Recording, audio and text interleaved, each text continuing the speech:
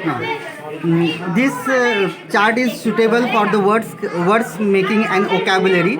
Here I have made the words by using eyes. You can see.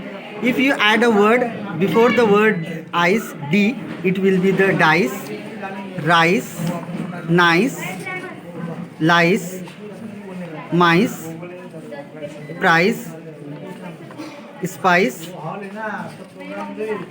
twice, wise, etc.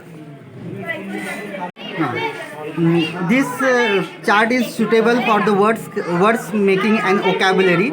Here I have made the words by using eyes. You can see. If you add a word before the word eyes, D, it will be the dice, rice, nice, lice, mice, price, spice, twice, wise, etc. से ज़्यादा के अल्फाज है इसमें 2 हुर्फी है, 4 हुर्फी, 3 हुर्फी, 5 हुर्फी है। अब ये 2 ये रा, इन बच्चों को जोड़ अल्फाज किस तरह से पढ़ाना है हमको? रा त रा। अब ये हमने उठा दिए, यहाँ पे या आया, इसको हमने यहाँ पे उठा दिया तो क्या बना?